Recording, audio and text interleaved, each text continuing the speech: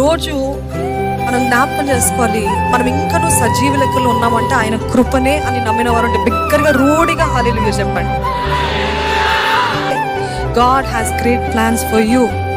దేవుడు మీ పట్ల గొప్ప తలంపులు ఉన్నాయి. మీ కొరకు ఉద్దేశించిన కార్యాలు ఇంకా ముగించలేదు కాబట్టి దేవుడు ఇంకా మీ చాప్టర్ క్లోజ్ చేయలేదు, మన చాప్టర్ క్లోజ్ చేయలేదండి. ఇంకా గొప్ప ప్రణాళిక, ఇంకా గొప్ప తలంపు, ఇంకా గొప్ప ఆశ దేవుడు మన పట్ల ఉన్నాడు. యేసు ప్రభు తండ్రి దగ్గర వేడుకుంటాడండి, ఇంకొక సంవత్సరం ఈ ప్రభా, ఇంకొక సంవత్సరం ఈ ప్రభా. తెలుసా వాక్యము, ఈ సంవత్సరం అంతా చేయలేదేమో, ఇంకో సంవత్సరం ఈ ప్రభా. Is always interceding on behalf of us. మన నిమిత్తమై విజ్ఞాపన చేస్తున్నాడు తండ్రి దగ్గర. ఇంకో అవకాశమే, ఇంకా ఆయుష్ను పొడిగించి మారుతుంది. తన జీవితంలో ఫలం ఉంటుంది. Yes, he might change, he will change.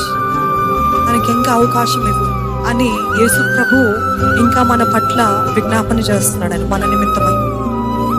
అందుకనే ఈరోజు రూఢిగా చెప్తున్నాము, కేవలం ఆయన ఏంటండి, కేవలం ఆయన కృప.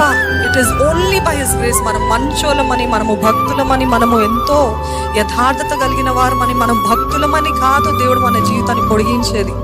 ఆయన కృప, ఆయన కృపను బట్టి మనం ఈరోజు ఇంకా ఉన్నాం.